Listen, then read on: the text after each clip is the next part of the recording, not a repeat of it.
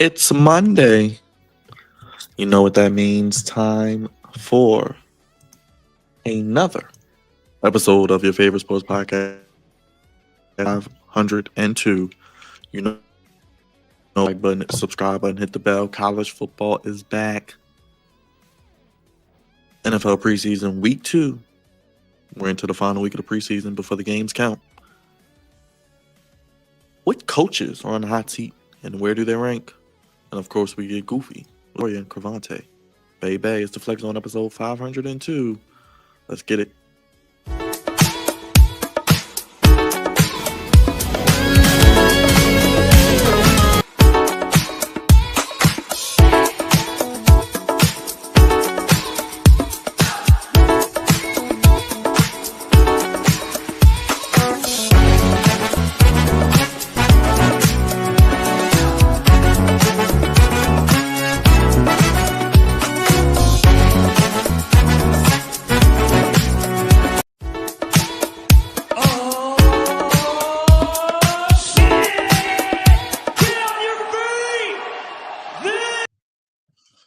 There we go. We're back. Episode 502, the Flex Zone podcast. Only place giving you sports how you want to, fellas. When you need it.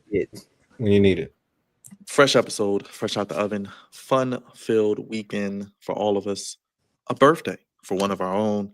And we head towards college football. Last week of preseason football.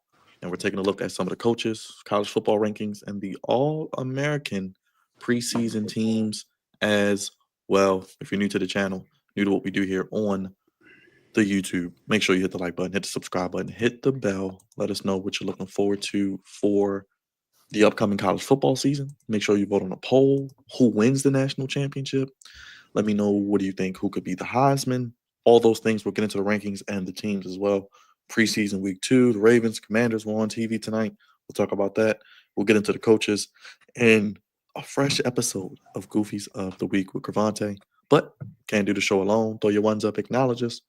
The Head of the Sports Podcast table. Flex on 1 on all social media. Flex on Podcast on TikTok. Flex on 1 at the Cash App. Super chats aren't obligated but appreciated. And we appreciate each and every one of you watching what we do here as well. Plenty, tons, a plethora of content on the channel. Check it out. Big week ahead. Big end to the month of August. And we roll right into the NFL season. Right on top. Let's get things popping. Let's get things cracking. The social media producer, the one, the only, Big Raj. What's up, brother? No bread, no water, just me. Finish him, Daddy. How you feeling, Raj? Tired, but I'm here. I agree, my brother. Appreciate it, as always. I'm going to switch things up today. Because in the 2-hole is the Flex on Messiah, Mr. 25-8. The super producer, the savior of misbehavior, the sultan of suave, the straw that stirs the drink, my brother, Mr. Worldwide, the one, the only, Drizzy Dre. What's up, my brother? Acknowledge me. Jacob Fatu, the Samoan werewolf. I love you. What's going on, ladies and gentlemen? I will give the floor to my birthday brother over here. So the only time he can go ahead of me. And last but not least, the other half of the Founding Fathers, a super senior producer, the voice of reason, the captain of the Goofy ship, the Commandalorian. He likes his crown straight, no chaser, but he likes it bold like his ginger ale. Celebrate another lap around the sun. The resident Reed Richards of this here Fantastic Four. My brother, much love, always appreciate him. Wish I could have been with him yesterday, but we'll make something happen. The one, the only, Cravante Baby. And it's his birthday. Drop those birthday chat emojis. It was yesterday, but we're still celebrating today. The one, the only, Cravante Heard. And of course, we have to play his theme song on his birthday. Those haters can't stand us. Left hand up.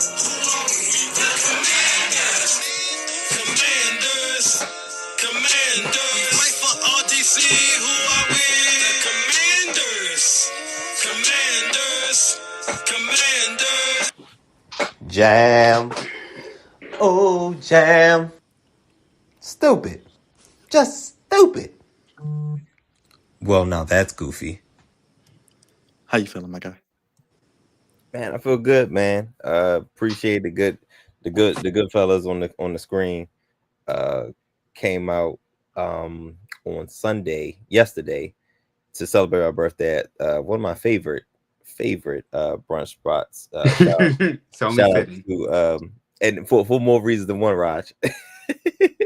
But shout out to my lady for putting that together. That was a surprise to me. I had no idea that you guys were coming. I didn't know where I was going until I got semi close. So man, we had a good time. Absolutely had a good time. And of course, for those of y'all that don't know, the name of the restaurant was Jam. So Only right fitting. up my alley, man. So had a great time. Jam. Yeah. And today hung out in DC for a little bit before before it got crazy. And hit up what museum was that? The Archives Museum. So had a pretty good weekend. You owe me 2 shots. Indeed. Oh, and if anybody wants to super chat for Caronte's birthday, you're welcome to do that as well. You heard the man. But you know what? I give her a lot of grief, man. But you actually do have a good woman, man. Yes, shout out to Miss Shantae. Always supporting in the background. Even though she's a part of our ilk. Don't clip that though. She is great. She is great. Don't clip this one. Yes. He allows me to have Cravante during the football season, so I'm forever grateful as we get ready to do it again. Actually, Ravens and Commanders play this week, Cravante. So, shoot, I gotta get together. Yeah, you know what's coming. Yeah, so I'll keep you posted on that. But nevertheless, speaking of this week, it is the return, as it is week 0. Yes, that is a thing, Raj. I told you earlier. Week 0 of college football, as week 1 officially starts next week. But college football is back as they are in Ireland, as we have the kickoff game and SmackDown's in Ireland this week. So Ireland, the place to be, apparently, as college football is back. I do have the rankings. I know in case you have not been following, we do have the top 25 rankings. They're out. Those up. Dre, I'm going to start with you. Texas, for the first time, is ranked 1 in the preseason poll, coaches poll, in the AP top 25 poll. You got Penn State, number 2 in the AP top 25. Ohio State, reigning defending national champion. Ohio State, number 2. Penn State, Clemson in the top 5. Georgia, Notre Dame, Oregon, Alabama at 8. LSU, Miami, amongst some of the other teams. Michigan at 14. Dre, how you feel about some of these teams with their spots ranking, and how do you see the season playing out? I mean, we got 12-team playoff now, so you can lose a game and still be alive. You got Arch Manning. We know about James Franklin and Penn State.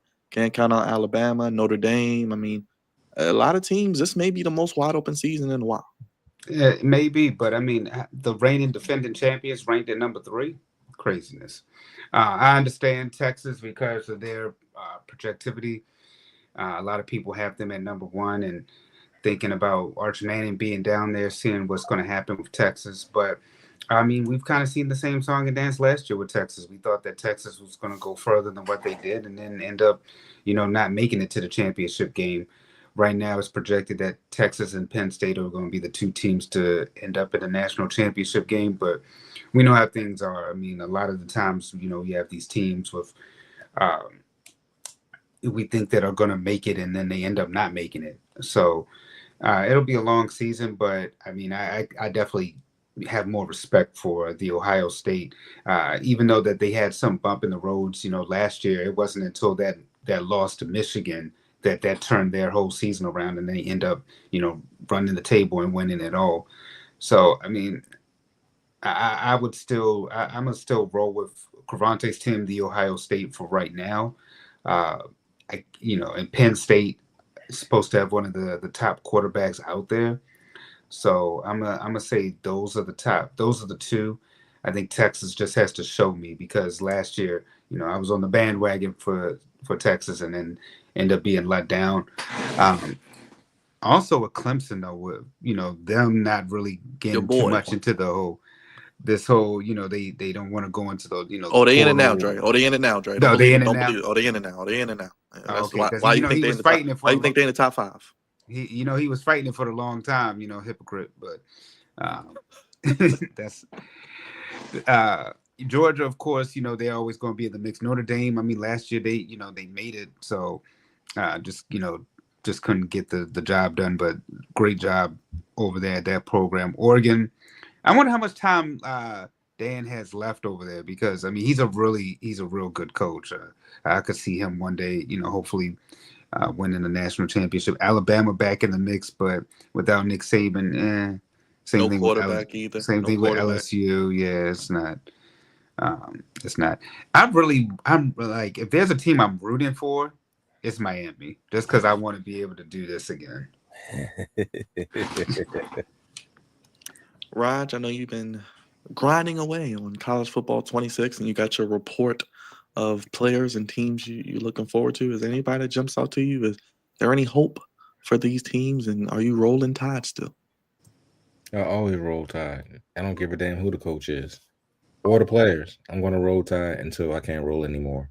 But I don't understand why Texas is number one. I don't get it. NIL money.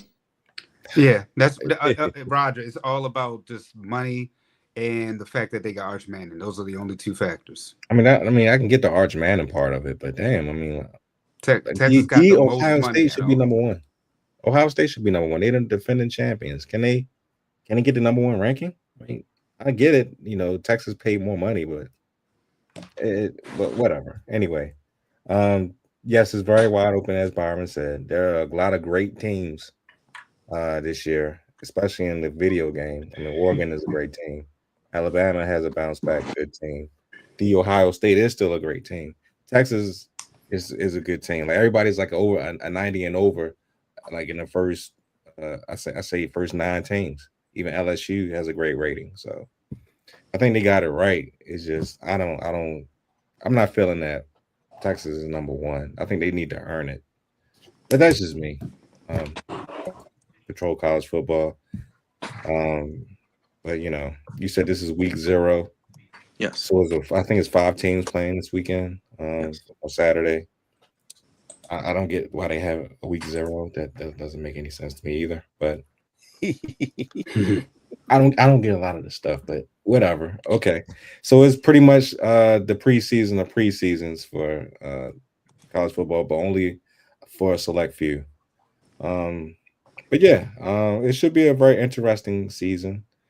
Ryan Williams is going to have a fantastic season for Alabama. Arch Manning is going to pretty much have a great season too.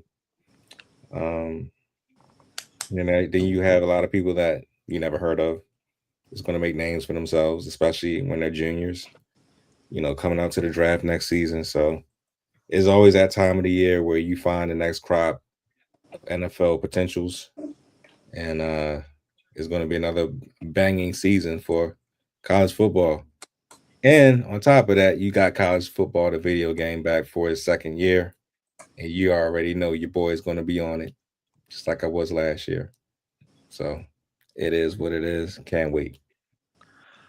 Yeah, let us know in the chat what you guys want to see Maryland-wise. I don't know what I'm doing yet. I don't know if I'm going to watch number the 60. games. They're number 60 in the ranking, by the way. Okay, all right. Add a couple zeros. You got add another 0 to that. It's gonna be it's gonna be a long season. That's why I said I don't know if I should do watch-alongs because I'll just be pissed the whole time, but it'd be no different than wrestling. Cavante, before you go, real quick, just some names people need to know for the preseason All-American. Go ahead. Before you go, I will say this. I hope they start Malik Washington sooner rather than later. Apparently he's a little banged up. But he might play. We'll see. No, never mind. Well, Rod, they don't tell us anything. This is how great they do it. They don't tell us anything. Nobody's at camp. Nobody gets to watch practice. It's like Fort Knox in there. So I don't know I can't even do videos because I don't have any news to talk about. I mean, they got to do Farouk and Fleming, the tight end. They're playing nice. Dorian Fleming. Dorian Fleming, Nolan Ray, the running back. They got a couple guys. Malik Washington, hopefully. Yep. But they got a terrible O-line, which I don't like. Yeah, O-line is garbage. Defense is garbage too, but I mean, it is what it is. Like I said, go ahead, Cavante. Yeah, but real quick, Cavante, Cade Klubnik. Speaking of which, Dre, there you go. The Clemson quarterback, who they paid a lot of money for, is the preseason All-American quarterback Jeremiah Love out of Notre Dame. We know how good they were last year. Real quick, guys, we may be talking about Cavante Caden Proctor out of Alabama at tackle. Looking at Eli Stowers out of Vanderbilt, tight end. Of course, like Rod said, Ryan Williams, who still has one more year after this year. So crazy to think that he's still going to be going crazy. Jeremiah Smith, your guy out of Ohio State. Jordan Tyson out of Arizona State as well. Defensively as well, Dylan Stewart out of South Carolina. I really like South Carolina, guys. Look out for South Carolina. They have a really good quarterback. Can't think of his name right now, but he kind of reminds me of Lamar Jackson a little bit. They got Zane Durant out of Penn State, Peter Woods out of Clemson, Whit Weeks out of LSU, Caleb Downs, your guy from Ohio State, can't forget him as well. How do you feel about this, Cavante, and is your team going to go back-to-back? Remember, you can lose a game now and still be alive. It ain't like the old days where if you lose in week 1, you got out of it. You can lose a game or two, and playing in the Big Ten is Ohio State's game. Man, I think this is what we all wanted ultimately. We wanted more teams. We wanted more competition. We were tired of when the playoffs come, folks still getting dog walked. And now you have the upper echelon of college football, all have as how the rankings flow, how the rankings are flowing now. These could be the potentials for the playoffs, which is a great thing. I do think it's absurd that Ohio State is number 3 in the rankings, but I don't put too much stock into this. Oh, Pop-Tarts, that's cool. That's cool. Dope. It's delicious. Remember, more bowl games as well. We still got the Gin and Juice Bowl, courtesy of Snoop Dogg and Dr. Dre. Excuse me. Excuse me. Yes, more bowl games. More bowl games. But I'm not worried. Ohio State and Texas that the game 1 is going to show, that first big game. They coming out in college football is hitting us over the head early with the Ravens, like big games. Texas, Ohio State, that's going to let you know who's the real number 1. Who's number 1? They're going to let you know who's really number 1. With that pretty much the actual real deal introduction to the college football season. But man, I'm excited. Very, very, very excited. Alabama, this is the first time in a while that I've seen Alabama that low to start the season. And also, it's always good. I think college football is better when Miami is involved. When Miami's in the mix, absolutely. I think when Miami's in the mix, college football is better. Did I see was USC ranked? I know LSU is like the top 10, but USC USC is not ranked. Not ranked. That's interesting, because you usually when the cornerstone programs are involved. Come on, get rid of him so he can come to Maryland. Give me a hope and a dream. Come on, baby. I'll pay whatever he wants. We go get Lincoln Riley, baby. Lincoln Riley's gonna cost too much for y'all right now, man. Hey, man, you have to name half the school. He still has a lot left on his contract, if I'm not mistaken. Rename it, damn it. Bring all the recruits with you. This is the bottom. Okay. Yeah, Boise State at 25. So I had to make sure, but yes. Yikes. Lincoln Riley signed a 10-year contract worth $110 million, making him one of the highest paid coaches. Which means absolutely nothing. Them guys. USC pisses out that kind of money, right, Carlonzo? Yes, absolutely. Absolutely. Him and Caleb Williams, when they were there together, were ranked 2 of the top 3 in earning at the university. And Byron, it's going to cost $90 million for a buyout. And got Van Pelt, Kevin Plank, anybody else that needs to donate, anybody flex zone viewers, all 3,500 plus of you. We all contribute a couple dollars. Put a little change on that. Put a little change on it. To pay $90 million for the buyout is crazy work, right? And real quick, if you want to get a little spicy on Saturday morning, we start at 11 a.m. It is a ranked matchup, Iowa State and Kansas State. So two solid teams going at it. 2 ranked teams at 11 a.m. Idaho State, UNLV, Fresno State, Kansas, Sam Houston State, Western Kentucky, and Stanford, Hawaii on CBS. All these new streaming deals, and we talked about it. with the NBA a little bit earlier on our Raw stream. But all of this streaming and finding where teams are playing now, because you got Hawaii on CBS, you got CBS Sportsnet, you got Fox, you got ESPN. It's just it's a lot. It's a lot, man. It's a lot. It's a cluster Franklin of things that don't need to be. And you got to go to all these networks to find all these games. Yeah, that's craziness, man. It's ridiculous at this point. Real quick, Lenore Sellers out of South Carolina. Remember that name for the Heisman. Reminds me of a Lamar Jackson type quarterback. Can do it all. South Carolina almost made the playoffs last year. Remember, it was the whole Alabama dispute, and then they get in, and then we know how that works out. But we'll see. I'm believing in South Carolina to make the playoff this year. That's my sleeper team. Cravante, you Ohio State, you got them going back to back. That's your prediction. Yeah. I'm rocking. I'm definitely rocking Ohio State to return to the championship game. At this point, I'm interested to see who they play because again, it is wide open, absolutely wide open, and we love the competition and we love the playing field. No pun intended for college football. Dre, who you rolling with this year? Who you think takes it, or any like prediction of the playoff teams or Heisman winner or anything like that? Well, I started my take saying I think it's going to be I'm going to roll with Penn State, the Ohio State. I might have Penn State pulling it off, but Texas could be in the mix, but I need to see Texas. So I'm going to reserve my my reservation on them, but I'm going to say Penn State, the Ohio State, with Penn State probably taking it. But I'm going to have Texas as a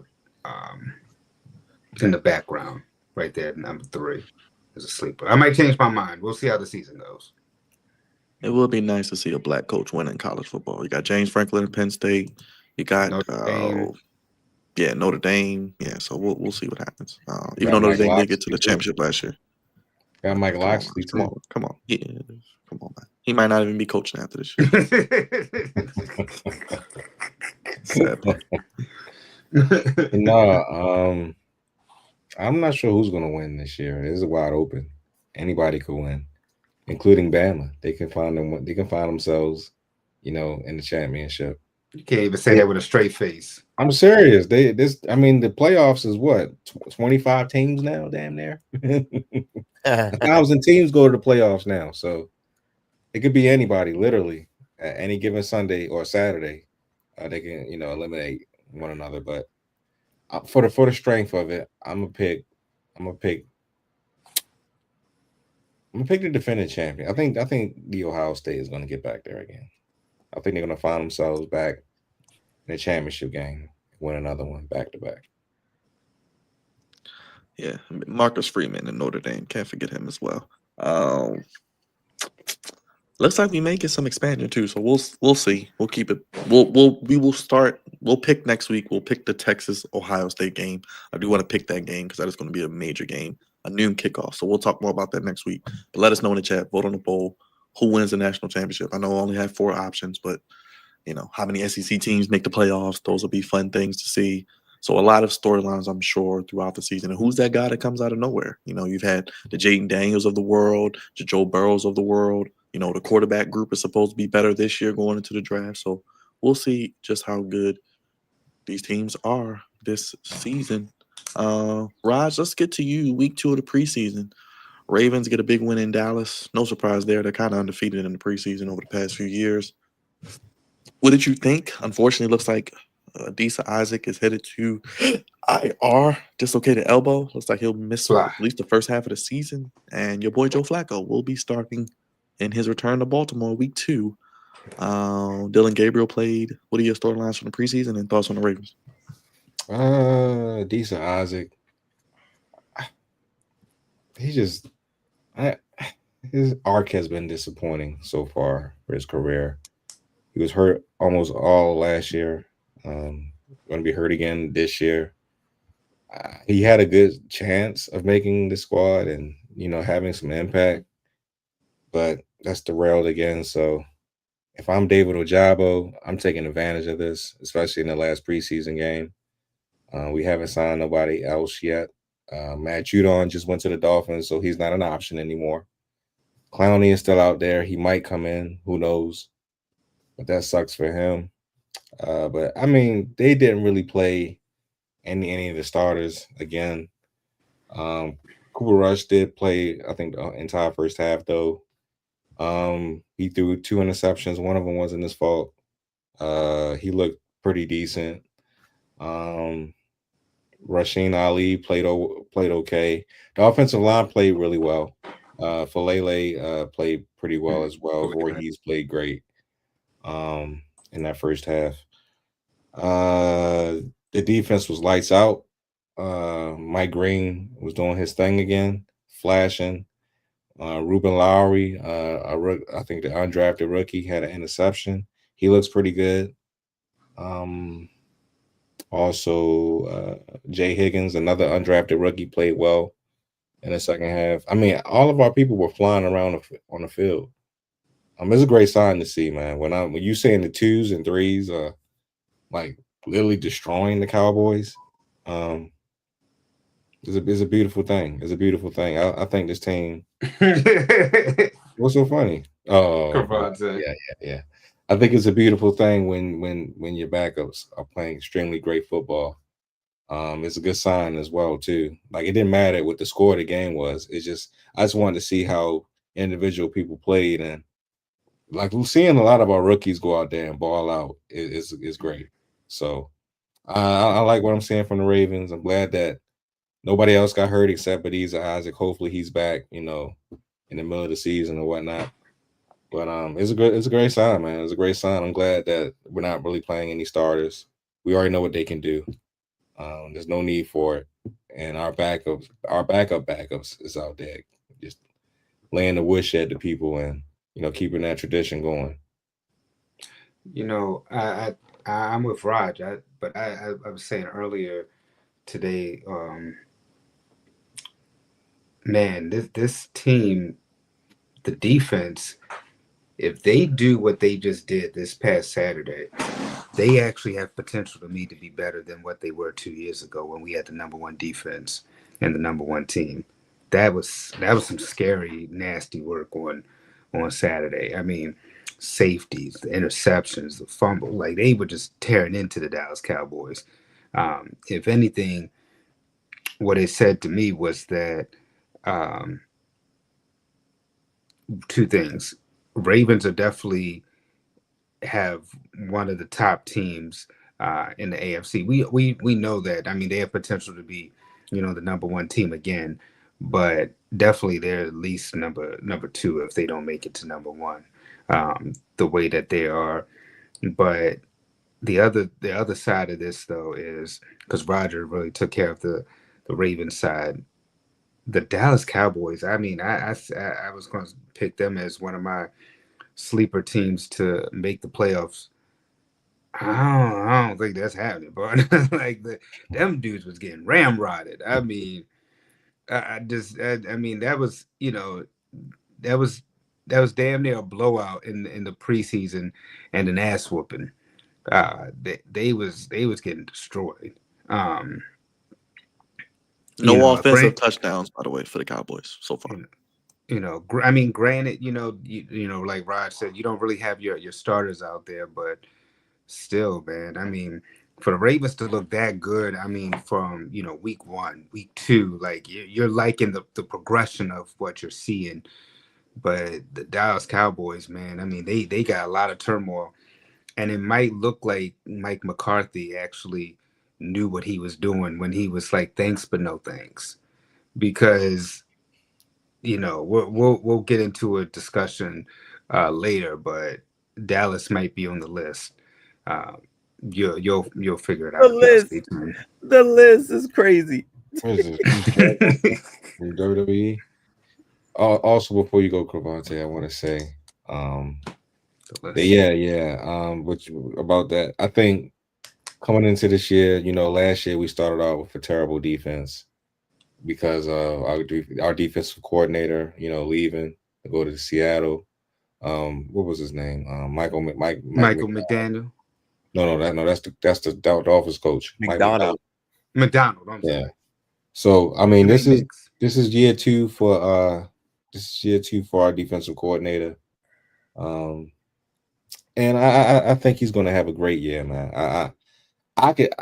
He might have one of those years where we might lose another defensive coordinator. You're I right. mean, he's been with the Ravens his entire career. You know, he got hurt very early, and he had to end his career, and then he stayed on the coaching staff. Pretty much was like I think a defensive backs coach, a linebackers coach. I mean, he pretty much was every coach imaginable for like the last 7 years for the Ravens. So, I'm definitely can't wait to see what what's his name? I can't think of his name. Or Zach Zach Orr. Orr. I can't wait to see what Zach Orr does with this defense being in year 2 and having the personnel that he has around him. He might be gone. The way they're playing, he might not. He ain't gonna be with us right now. And Roger It hasn't been doing it long. No. Yeah, and Roger, what did I say last year when we were 0-2? I said, give it time. I said the same thing happened with Mike when I remember us getting, we would have these leads and then we would blow them, and everybody was like, man, he's coming in from Michigan and we're not sure about this guy. And I was like, give it time. I'm telling you, just give it time. It's a long season. We do that a lot with the NBA. Sometimes, and it's around like Christmas time, and then things start gelling, or maybe after the All-Star break. It's the same thing with us. You saw how the first half of the season was compared to the second half of the season, but when things start gelling, they start gelling. And then, like you said, this has been a guy who's been with us his entire Ravens career, so he knows like all the in and outs. But it's different when you're one of the assistant coaches versus being the guy. And the fact that he was able to implement his system, guys started coming around. He started seeing where to put certain pieces and where people could match up better. So I think, like you said, I think he's due for another real good season. Excuse me. And you could even see how the guys were playing for him, the excitement that he has on the sideline. I mean, you're right. This guy's primed to be a coach because he was out there with more excitement than John Harbaugh. I'm like, man, like, Harbaugh, could I get some excitement? He definitely reminds me of like a D'Amico Ryan. Yeah. He has that intensity. He used former player, played very well, has that still player intensity. You know what I'm saying? So it's very, people gravitate. It is gravitating, yeah. So yeah, he could definitely. I can see him being like a D'Amico Ryan. Possibly, I don't want to wish this on y'all, but great organizations lose coordinators. It just comes with the territory. Mm-hmm. He could be gone next year or two. You know what I'm saying? Depending on how this year plays out, and where the defense is ranked, he could be gone the next year or two at the most. You know what I'm saying? Crazy how we go from a league where we're talking about passing, but defensive coordinators are still getting the jobs out there. I mean, look at what Mike is, the way that Seattle was looking in the preseason. You got within our own division a defensive coach and Mike Tomlin who wins. So even though it's an offensive league, defensive coaches are still getting these opportunities. Listen, they get paid too. They get paid a lot of money too. Listen, the offense will have a lead for a little bit, but defense is always, catch up. That's why the best coaches and offensive coordinators are the ones who are more innovative and come up with new wrinkles and stuff like that. Your guy is a defensive coordinator. Yes. Mm-hmm. Yep. Real quick, Rod, you getting your loop? There it is. For all the games this year, you'll be at. I mean, I thought we got away from this this thing. When we had the commercial a couple years back, where the whoop there it is, crew. Yeah. Now we can't. Now we're gonna be. They'll probably perform at halftime at some point in the season. We're gonna be stuck. Perform at halftime is crazy. He's right. We're gonna be stuck with this for the next 10 to 15 years. Oh joy. As long as he makes the damn kicks. And don't let him make a game-winning kick or something like that. Oh, man, it's going to really take off then. Cravante, what's going on down in D.C.? I see Jaden Daniels playing. I see Joe Burrow playing. I see Joe Burrow getting sacked by Commanders defenders. I don't know Goofy, what the hell is what's goofy, going on, man. goofy. I think I'll probably talk a little bit about that in Goofies for the whole Zach Taylor thing. Listen, it's just I'm getting a little bit ahead of myself, but I'm just out on certain coaches. And we have our segment. I'll try to save it for that, but Zach Taylor, ugh. But Jaden Daniels, Raj pointed out earlier. Not a fan of him running in up in the middle. You know what I'm saying? I feel like if it was regular season, he probably would have got not decapitated, but he'd have got his bell Not rung. decapitated. He'd have got his bell rung probably. But what I am impressed with is the running game. I don't know if y'all heard, but B-Rob is potentially on the trading block. Because we got a young boy that we picked up in the 7th round. Remember, we only had 5 picks in the draft. Our 7th rounder, Ja'Cory Krosky Merritt. Crazy. His nickname is Bill. Whatever. He is very, very explosive. Very explosive. Got his first touchdown today. Offensive line for us to have, I think we had 2 starters that were playing today of the offensive line. Only 2 of them started, so 3, backups. Blocked very well. He sprung for a couple big runs, and of course the touchdown as well. Jaden Daniels, great first drive. Get out of here. Don't want to see you no more.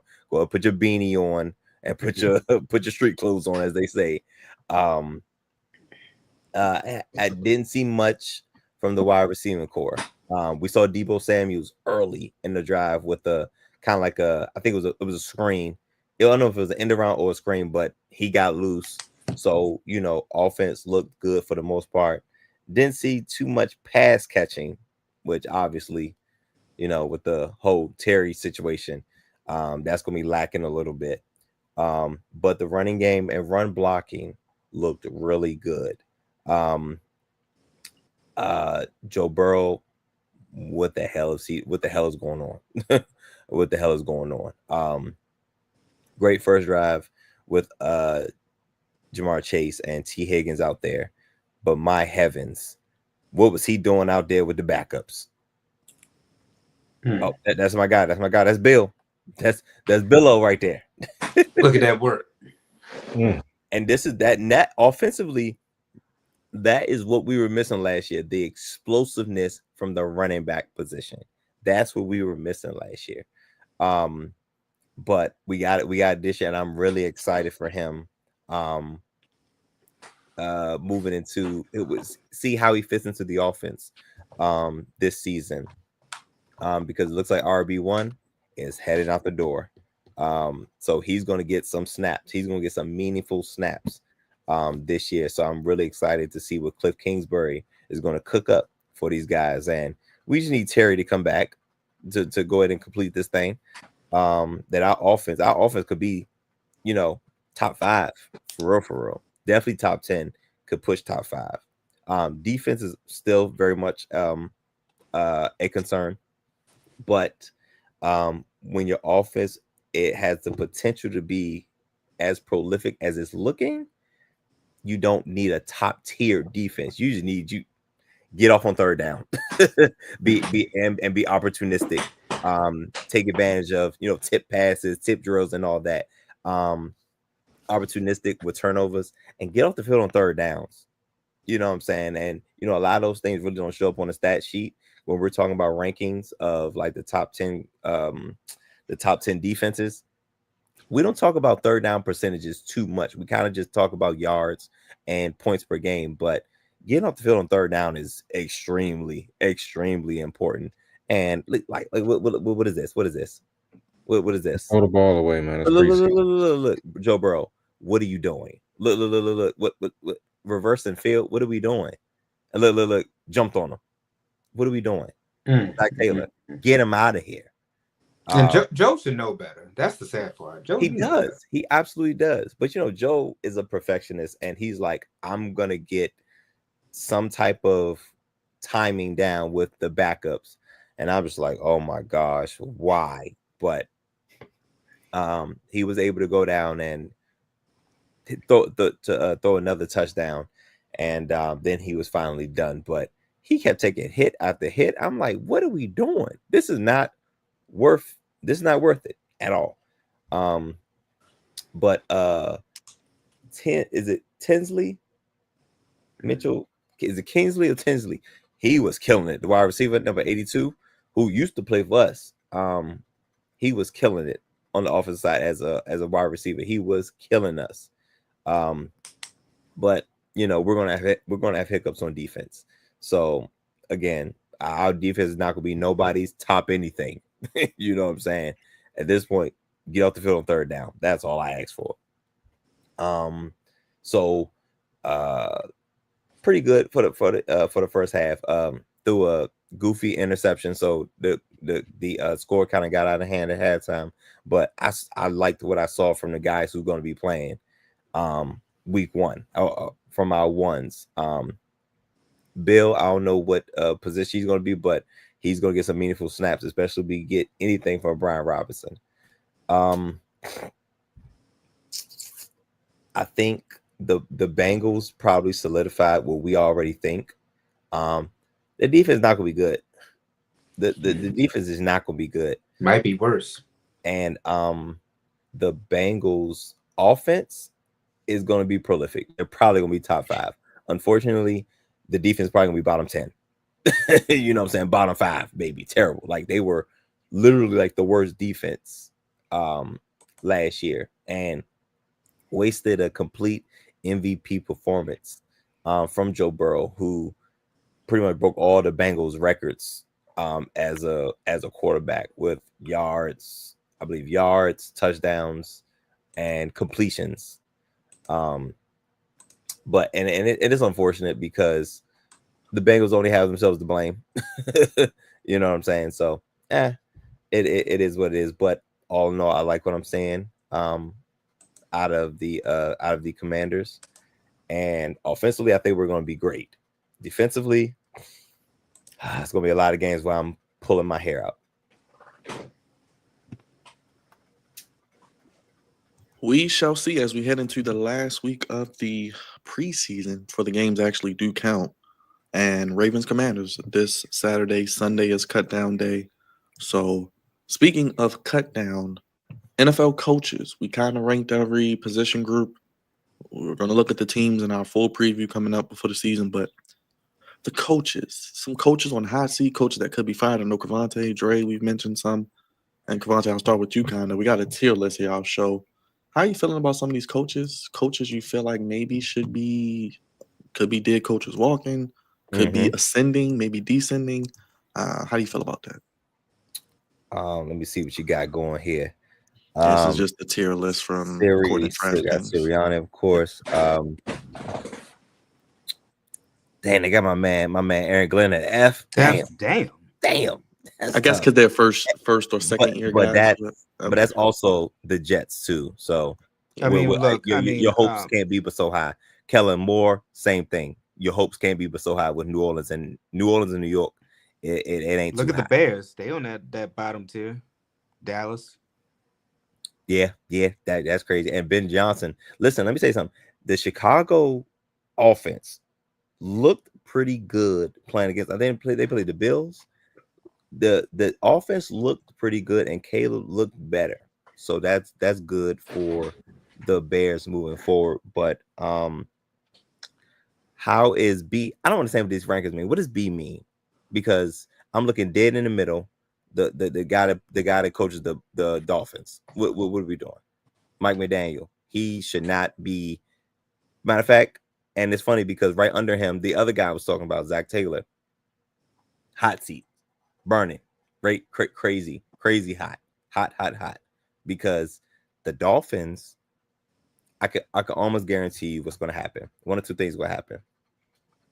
They're going to make the playoffs and lose in the first round because they're going to play a top tier AFC team, or they're not going to make the playoffs at all. Like, that's what's going to happen with the Dolphins. Mike McDaniel I think this is his last season coaching for the Miami Dolphins. Zach Taylor, if the Bengals do not make the playoffs, he's out of here. If they make the playoffs and get thrash in that first playoff game, I think he's out of there. They have to win. They have to win a playoff game in order for him to keep his job, in my opinion. I think Brian Schottenheimer. Yeah, I'm not saying he's gonna lose his job this year, but what are you gonna get out of coaching the Cowboys right now, except for notoriety for being the Cowboys head coach? Like you can't improve your resume as a coach with the Dallas Cowboys. Not right now. Not as long as Jerry Jones is still running the team, being a GM, being the president and owner. It's entirely too much. Stefanski. I think Stefanski is another one who's on the hot seat. And again, it's not because of so much of his doing. It's just some organizations just don't know how to organize. I don't know. They just don't know how to do stuff right. So those are all guys that I think are on the hot seat. Brian Daboll, unfortunately, I think he's on the hot seat too. Because every year it's always about 7. It's somewhere around 7. 7's like the 7's a safe number. 7's a safe number of changeover for coaches from one year to the next. And I think all those guys are on the hot seat and probably won't be here next year. What is the guy's name for the Panthers? I think Danny Canales. He was with Tampa. He was with Baker. He helped Baker revitalize his career. He can be ascending. We'll see how we'll see how Bryce Young looks. Bryce Young did look better. So towards the end of the year. So if they could pick up where they left off, he could be ascending. He absolutely could be ascending. Still loser. Well, and it's funny because that's a very weak division, but he can possibly ascend. Sean McDermott may be on the hot seat too. Well, maybe his seat might be warm. It may not be hot yet, but you can't keep running into the Patrick. You gotta get past Patrick Mahomes. So my pushback to you is that being at Buffalo was like the number 1 seed last year, and I'm sorry, the number 2 seed last year, and the fact that Josh just won an MVP, I don't think so. I was with you if those accolades didn't happen, but the fact that those accolades happened, I think that secured his job for at least a little bit. They got to get to the AFC Championship. If they don't make it to the AFC Championship, this year's a wash because they are the favorites to win the Super Bowl. So but how many times we say that? Like them, us. John Harbaugh's on the hot seat too. He should be, but he should be, but he's not. If the Ravens don't make the AFC Championship, he should go too. We've been saying that for a long time, but they just extended him. Ain't happening, bro. He ain't going nowhere. No. I know it ain't. Listen, I think he knows where the bodies are buried. Yes. I don't know, but I think Harbaugh his seat should probably not hot, but it should be warm. But I haven't been talking much about ascending, but I like Kevin O'Connell. I like Jim Harbaugh. Of course, I like Sean McVay. I think everybody else is probably like, so. I mean, you said it's usually about 7. My teams that have people for the hot seat, 2 within our division. I think the Bengals and the Browns. The Browns, that's just a clown show right there. The fact that you have 4 quarterbacks and you seem unsure. They said they got 6, yo. No surprise. That's just the Browns just being the Browns.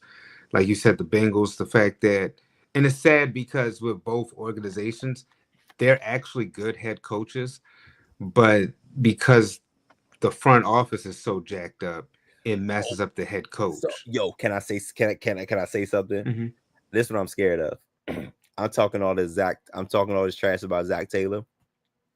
If Zach Taylor loses his job, Cliff Kingsbury is gone. Mm-hmm. Cliff Kingsbury is out of here because as soon as the Bengals call, Cliff Kingsbury is going to pick up that phone and he's out of it, and I can't blame him. I can't, because Cliff Kingsbury is in a position where he is going to get another opportunity to be a head coach, and it's his second time around. But this time he gets to pick because of the situation he's in. He can lead. He can pick a good situation. He don't got to just take the first opportunity that comes, like for like New Orleans or the New York Jets or anything like that. Or like how he was before with Arizona. Exactly, because he's already done this. So now he can pick. If Zach Taylor leaves, that job is as good as his, man. Yeah, that's what I'm scared of. That's what I'm scared of. And that's actually a good take, because the work that he's done with Caleb Williams, the work that he's done with Jaden, if he could get Burrow, but again, the issue isn't the coaching. The issue is the front office. Absolutely. Because last year, Joe Burrow ran into a problem with having a track meet. You can't depend on your quarterback to win track meets every Sunday, because no quarterback, I don't care if you're Lamar Jackson, Patrick Mahomes, Peyton Manning, Tom Brady, you just can't win a track meet every week. It's impossible. And then also, what athlete has a good game every week? Right. I mean, I don't care if it's baseball, basketball, football, soccer, tennis. They're human, so they have ups and downs. And I would just feel so bad, the fact that you on one side of the football you're really good, and then the other side is so trash that it doesn't matter. I think they lost like 7 games when they had over like 33 points. It's just utterly ridiculous. 4 or 5 games, something like that. So it's something crazy. Like, so there's 2 within the division right there. I can think of Dallas, even though this is Schottenheimer's first year. Man, if they really legit, if they go like 2-7 or some wild shit like that, yeah. Or if they miss the playoffs again, I don't think that's enough to get him fired. I don't think that's enough. Well, I think if he starts off terrible, that plus if they can get, I still think Belichick factors in some. Belichick, the Nick Sabans of the world, they still are like around. And we didn't even talk about Belichick, Dre. He's in North Carolina, but we don't know what that team's going to be. And he can come out after a year, so that's why I'm like, we'll see what happens. And here's your boy Nick Wright, by the way. White. And my frat over there, Chris Rashawn. But and actually, I do like this show, though. I can't lie, but I will say that I wasn't happy with Sean Payton being there, what he did with Russell Wilson, but I admit he was able to coach that Denver team up and get Bo Nix right, because a lot of people were sleeping on Bo Nix, and I was like, Bo Nix is going to be good, y'all. And sure enough, he was. So with that list, he's I think he's except the only issue I have with this list is that why isn't Harbaugh on there? That's why I brought it up, because your boy Nick Wright didn't put him in there. Yeah, honorable mention. Because he's not. Was this on today's show? Because I know I missed today's show. But. I think this was in May when he got Sirianni got the deal. I mean, look, Sirianni not up there. Dang, you're right. Yeah. Just throw the whole list away. But so I want to say, I said that 2 within the division. I said the Cowboys, and then I'm gonna also say that I think that Shane Steichen from the Colts, I think that even though he's still under contract for another couple more years, he's one that I would say should be on the fence, just because of what's happened with the quarterback position. You're supposed to be a guru, and what's going on with your quarterbacks? I mean, Anthony Richardson. Guru is crazy. He's supposed to be, because remember, Anthony Richardson, Daniel Jones, ain't enough guru in the world. Right. You can't make enough in the world, bro. Hey man, look, You can't make shit look. taste good. What's the Okay. Vikings head coach's It name? just tastes like shit. O'Connell, Kevin O'Connell. Kevin O'Connell.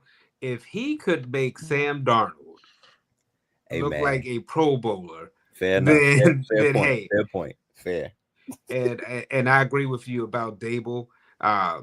You know, it's funny we always put Dable and Tomlin on the list every year, but Tomlin actually is like he does enough to keep his job, while Dable, it's like, what are we doing here? So it's like Dable's issue is almost kind of like the Bengals and the Browns issue, where it's like the front office is preventing him from being where he ought to be, because in his case, he doesn't really have the quarterback. Though Dart didn't look too bad in the preseason. I think Dart gonna mess around and Dart there's gonna play this potential year. there. Dart is So gonna play this year. if he has his quarterback, he's got a shot. But those are the ones that I can think of. Like I said, I'm not gonna put Tomlin on the list to me, because even if Tomlin had a bad year this year, there's no way Tomlin should be out of there. But Bengals, Browns, Colts, Giants, and Cowboys. Those are the ones that I'm looking at right now. Go ahead, Ryan. Man, y'all said a whole bunch of stuff, bro. I'm over here trying to like keep up, not trying to fall asleep. My goodness. But I'm gonna say a couple people that should be on the seat. Both the Browns and Bengals coach should be on the seat. They both suck. I'm not Tomlin. I ain't gonna say he should be on there. Colts definitely. Sorry, Mark, but your coach need to be fired if they can't do anything. I'm not gonna put John Harbaugh on the list, even though I say he needs to be fired. I'm gonna leave him alone, man. Because John do be doing some stupid things, but also John does bring a lot of stability to this team, and I mean he just finds people for some odd reason. He knows how to find people, so I'm not gonna say him. We already said the Dolphins. Yeah, we all agree with them. Yeah, you could put him in there. If they don't do anything this year, he can definitely go. But yeah, I mean, honestly, a lot of people that were in the E section, it's ridiculous as it is, and that pyramid that Byron had brought up. I'm not gonna say they need to be fired just yet. I mean, a lot of them were just hired. I mean, that doesn't make any sense. So we're not gonna do that. But yeah, man, it's just to be honest, it's just a select few. A lot of other people can keep their jobs for at least for another season. But the ones that I just said, though, the Browns and Bengals and Colts and Dolphins head coach, yeah, get them the hell up out of here, man. If they can't do anything, if they can't prove themselves on the field as far as coaching wise, they can go. And Dayball, he should have a good season this year, at least a better one. A decent one. Maybe not a playoff team, but very competitive. I think he should definitely do that. So I wouldn't fire him either. But everybody else, yeah, they should get another spot. I mean, another chance. Leave my man. What's his name? Byron Gannon. Leave my man. Oh Gannon yeah, Jonathan. alone, I was gonna say I was just thinking about him. Leave him alone, yo. And it's funny the two black coaches are right above each other, Todd Bowles and Raheem Morris. Because I don't know how much longer each one got. Because if Atlanta Falcons again this year and they don't make the playoffs, or if Tampa falls off the face of the earth, one of them could be fired too. We know the NFC South is weird. I think Todd Bowles is good. I think he should be good, because this will be Penix's second year. So now Atlanta, I'm surprised he got the job to begin with. You're right, that was Tampa, but Falcons, I think that it's Penix's second year. Like, come on, you gotta give it a chance. And I think DeMeco Ryan is great. I think he's in a great spot. I heard Julio Jones is coming out of retirement. I'm kidding. Oh well.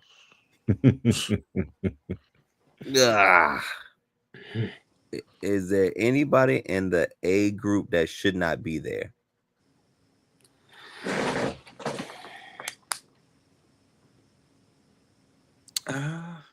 No, they actually all belong. Matt LaFleur, Jordan Love has a lot of pressure on him this year because the NFC North is very competitive. So he can't have a repeat of performance last year. Also, he has to stay healthy. But he can't have a repeat of his previous year.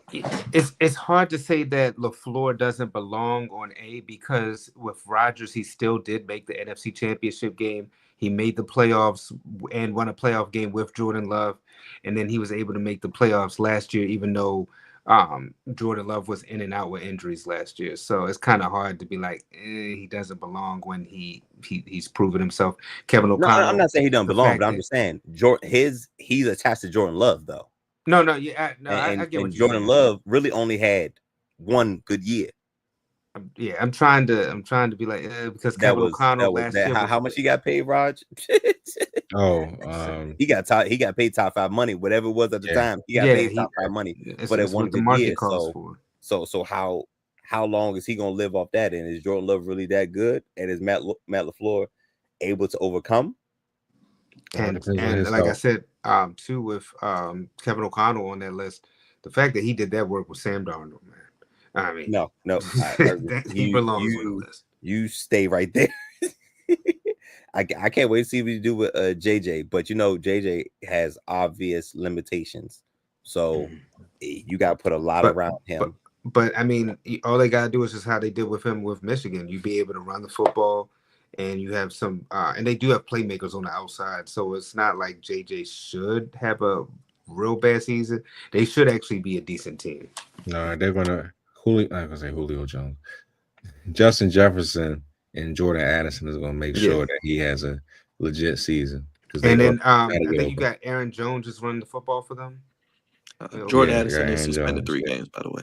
Jordan Addison suspended 3 games, and I think Rondell Moore out for the season. So, and Justin Jefferson a little banged up also. So it'll be interesting to start. All right, so yeah, they got to stay healthy. If you ask him to do all this X, Y, and Z. And in case you guys don't remember, I'm sure we'll get into it. Week 1, Monday Night Football, Minnesota, Chicago. Bears, yeah, they taking that L. I think the Vikings taking that L. Just projecting a little bit. I think the Vikings taking that L. Oh, he's watching. Yeah, Caleb Williams looked real good in Buffalo, Chicago. Caleb, man, definitely night and day when he, from last year, man. He's actually throwing the football away. Mm-hmm. So if he keeps that type of stuff and doesn't make the stupid plays that like Joe Burrow was just getting ready to make, then he's good. You don't have to play hero ball. Yep. And our boy Luther Burden. Our boy Luther Burden looking pretty good, Cravante, so far. Ooh, man, but you gotta get with a strong-minded offensive coordinator or a strong-minded head coach, because Luther Burden, from what I've heard, from what I've heard, he can be a little loose cannon sometimes. But diva. But very, very diva, got a lot of diva traits and characteristics. But Ben Johnson seems to be a very serious guy. So that's not gonna fly with Luther Burden. That attitude and all that is not gonna fly with him. You better be out there blocking, and you better be out there not complaining. Mm-hmm. So I think that's a great place for Luther Burden to go. Speaking of great place to go, let us know your thoughts on the NFL coaches and your upcoming thoughts for the season, college football. We're going to get goofy, Cravante. Let's go to the bullpen and call out Goofy as we call out the goofiness in the world of sports and pop culture. Gosh, something wrong here.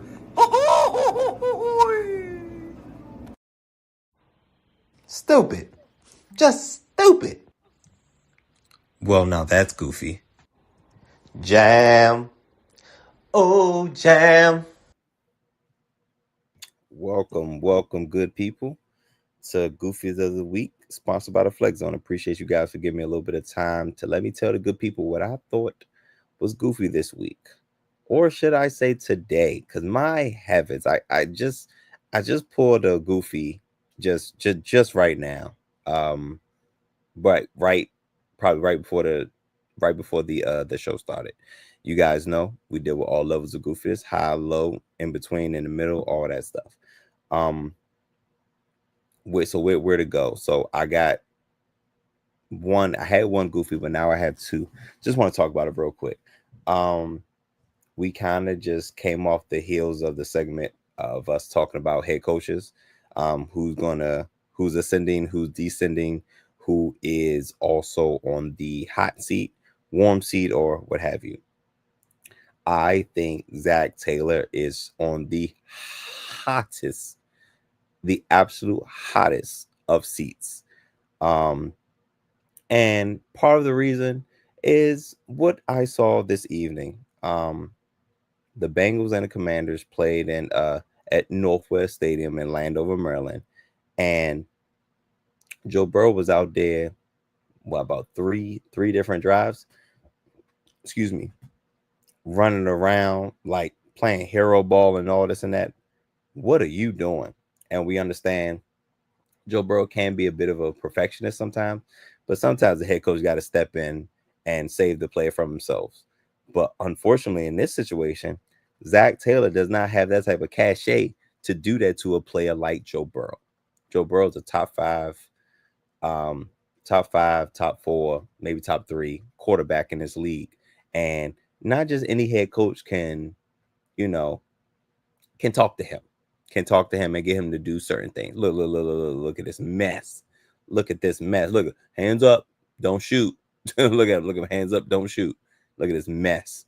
But he doesn't have the relationship like a Andy Reid or Patrick Mahomes. You know what I'm saying? Where Patrick Mahomes is like, all right,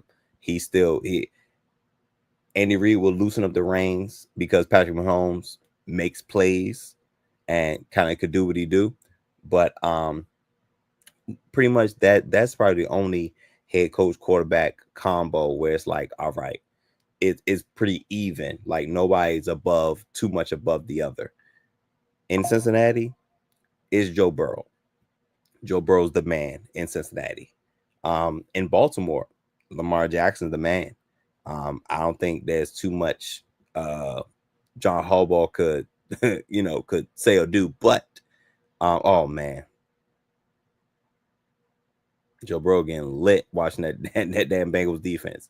So between the Bengals defense, Joe Burrow out there playing entirely too long, getting hit, getting sacked, and all that. Zach Taylor, this is your last shot at this. If they do not make the playoffs or they get mollywopped in their first playoff matchup, I think Zach Taylor's out of there. And he deserves to be, because why the hell do you got your franchise guy?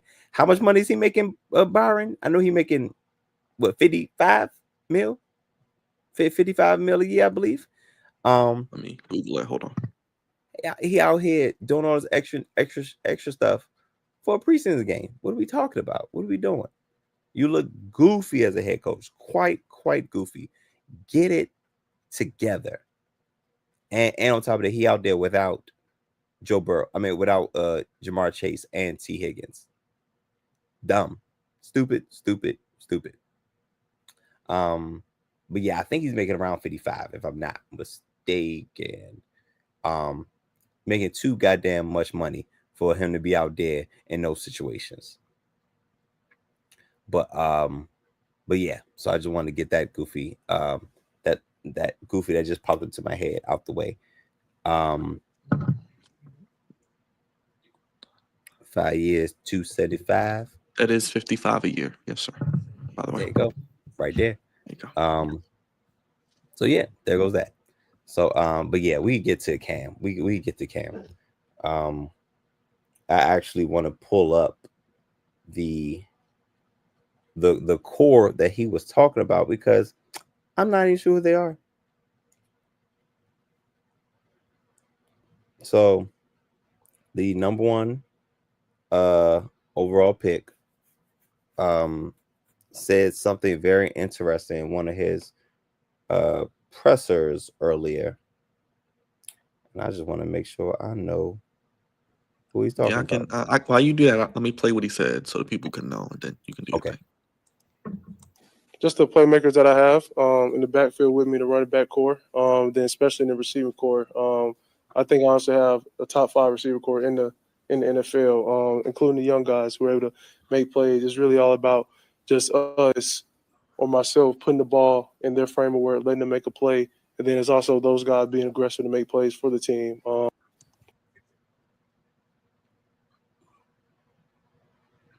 What?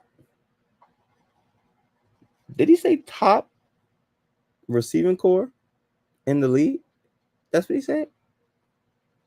Now, one thing the quarterback is not lacking is confidence. That's one thing. That's one thing Cam is not lacking. He's not lacking a bit of confidence. He actually got into, it's funny, Byron, he actually got into it with, I think, Jeffrey Simmons earlier. I don't know if you saw that. They got into it a little bit earlier. I did. I'm trying to find a video. I don't think there's video of it though. I haven't seen one. I've only seen people, the insiders, tweet about it and all that. But I haven't seen the video because I was looking. I was definitely looking. But apparently he threw a touchdown to Calvin Ridley, and some chirping that went on around that. But he's not lacking confidence. That's one thing that he is not lacking. But the issue is, I just need you to be real for a second. Mr. Ward, be real for a second. Let me see. Let me look up. I just had, let's go to defense. Because Calvin Ridley is one, right? Tyler Lockett. Oh, I thought we lost Tyler Lockett. I lost where he was at. So he's over there now. And Van Jefferson. Van Jefferson used to play for the Rams, if I'm not mistaken. Cam, I understand you are confident, and you are confident in your abilities, and you believe in your receiving core, but there's nothing that screams top anything about Calvin Ridley. Mr. What wasn't he the one that was gambling? What wasn't that him? Tyler Lockett and Van Jefferson. Now, do they have potential to make some noise? Maybe. We'll see how good your impact on them can be. But top in the league,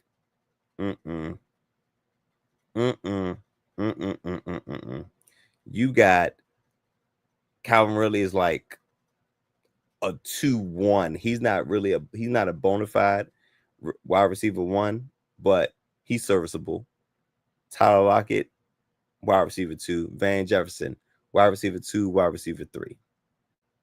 That does not equal top tier, a top tier wide receiving core. You know who does have a great wide receiving core? The Cincinnati Bengals. One team we just talking about. You know who else has a crazy wide receiving core? The Dallas Cowboys. Crazy. I can't wait to see that how that unfolds. But you know who else? Houston Texans. Pretty good wide receiving core. The Tennessee Titans. The LA Rams. Pretty good receiving core. Tennessee Titans. And maybe that could be from his PR team. Maybe that's what it is. But again, let's be realistic. Byron, do you remember when Tyreek Hill left Kansas City and went to Miami? Yes. And he was saying all that wild stuff about Tua Tagovailoa being absurdly unworldly accurate, and how like pretty much big upping him to get people to believe that he's better than Patrick Mahomes. Listen, I have no issues with teammates building up their teammates. You know what I'm saying? But when you compare yourselves to the rest of the league or other greats at that position, you're being absurd. Absolutely being absurd. And who knows what Cam Ward can be? Maybe Cam Ward is so good and so nice that this wide receiving core could look like a top tier-ish wide receiving core. But straight up, nah, bro. No. Not at all. But love the confidence, man. Love the confidence. Just don't be absurd with it, because Tyreek Hill put all that pressure on Tua Tagovailoa, and he still has not pulled through. It is what it is. But y'all know my line. There's a thin line between goofy and great, and y'all and the Cam Ward is on the wrong end of this. Zach Taylor is also on the wrong end of this. Y'all have to do better. Of course. Something wrong here. Stupid. Just stupid. Well, now that's goofy. Jam. Oh, jam. Thank you for that goofy of the week, Cravante. And you guys will probably hear me read this stat again for the first couple of weeks of the season with the Bengals. But once again, under Zach Taylor, Cravante, to help your argument, 1-11 in weeks 1 and 2, 4-13-1 in week 3. So we talk about the terrible starts. The only time they didn't have a bad start in 2021, they went to the Super Bowl. So, and listen, their first 2 games, if they go 0-2 this year, he should go. Like that's how crazy. That's how crazy. That's how I feel about this. You know what I'm saying? And they have I believe they have the Browns and the Jaguars. I think that there's their first 2 matchups. Now I know the first one's a divisional game, week 1, blah blah blah. Don't lose that first game. Don't lose the first 2 games, because they kind of got a little gauntlet with their schedule for the Bengals. So they go 0-2. Go give them that pink slip. and real quick to the Dolphins, I don't know if you guys know this, we'll probably do this throughout the season. In cold weather games, I know we talked about Mike McDaniel on the hot seat. Their last 11 regular season or postseason games where the temperature has been below 40 degrees, they've lost all of them. Yeah, that's sad, man. The fact that it don't even gotta be that cold. The fact that it's just 40. And you They say under 40. Jeez, it's not even freezing yet. Yeah. So spoiler alert. Don't be surprised if this happens, Cravante. But if y'all don't get nothing done with Terry McLaurin, a certain hill might be in Washington. Or yeah, he saw that, man. You better be talking about foolishness. You better be talking about going to Oxon Hill, brother. Because I know you ain't talking about that, brother. We need to put the DMV on notice, because Tyreek Hill come to make some babies. That's what he come to do. You know what I'm saying? Yes, coming to Maryland to make more kids. There you go.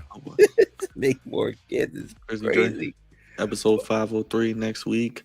One of your favorites returns. Our Yes, boy sir. Nitro from the Wonderkin Show. I can't wait. It's gonna be fun. Got you smiling. Raj, I know you're excited for your boy Nitro. Yes, I have serious business that I got with Nitro. You know, he acts like, who he acts like, Byron? Oh boy, he acts like D. They actually have the same birthday. So yes, got a lot to talk to him about. Yeah, that should be fun. Let the people know what to do, Raj, real quick. I know Mark is in here, Jugs is in here. I had it; it's on private, so it didn't show the let everybody in the chat. I'm on YouTube. Shout out to Gregory Stewart as well. I saw you watching. So Zach Minger. Let the people know what to do, Raj. hit the like and subscribe button. Stay tuned for more. This is what we do. You know, at the Flex Zone podcast, you know, only giving you sports when you want it, when you need it. And if you want to become a member, please hit the join button. It's only $5 a month. Custom emotes, badges, you know, that's sort of type of thing. Football season is here, so there's going to be a lot of things coming. You know, quick, fast, and in a hurry news, notes, maybe some rants, depending on if your team is doing well or not. So it's going to be some more and more content other than just your typical WWE, AEW, you know, that type of thing, pay-per-views, all that other stuff. But yeah, we're going to be pretty much unloading so much content that you might piss yourself if you miss it. Yes, we'll be back again, of course, with more content for the football season. Executive producer, one half of the Founding Fathers, Drizzy Dre. The other half of the Founding Fathers, the birthday boy. Happy birthday again, my guy, Cravante. Senior producer, the Commander Lorian. We'll be doing something this week for Ravens and Commanders. We'll be talking some Ravens, talking some Commanders together once again as we get ready for another marathon of the football season. Of course, social media. We just saw it, Big Raj, yours truly, God's favorite host. Episode 503 next week. The Wonderkin Show joins the Flex Zone. Nitro will be back talking Ravens and all his wonderful endeavors and his comedy and just high energy, overall just excitement that he brings, the laughs, the jokes. Can't wait to hear what he has to say and him slap some more people and slide people and talk about the Ravens offensive line that he is not a fan of as well. Preseason week 3, so we'll be heading into the regular season. Working on the picks, haven't forgot about it. We'll get that to you this week as well. So you guys can pick against the Flex Zone podcast. Twitter, Instagram, Flex Zone 1, Facebook, the Flex Zone 1, and of course the Flex Zone podcast on TikTok. And the super chat option. You can always super chat us, like Rod said. Not obligated, but appreciate it. Supports what we do here. And the Cash App, the Flex Zone 1. Only place, fellas, give me sports how you want it. When you need it. Or your ones up acknowledge us. We're putting the kids to bed. We're getting ready for another long week. We'll be here pretty much every day for Ben Door this weekend, Heat Wave, SmackDown, NXT, AEW, Ravens, Commanders, and then next week, Clash at Paris. And a couple of early Raws, so we'll probably be even a little early on Monday, which is fine with me. But stay tuned. Flex On Podcast. We talked about it all today. Vote on the poll. And we're putting the kids to bed. Happy Tuesday. We're halfway through August. Football is less than 3 weeks away. College football this weekend. We'll be talking all about it next week. Talking about week 1, Ohio State and Texas, Wonderkin Show, and much more. For Roger, Dre, Cravante, everybody in the chat, thank you guys for watching. You're watching on X. Come on over to YouTube. Hit the subscribe button. Hit the like button. Hit the bell. Good night, everybody. Peace. Thank you for watching.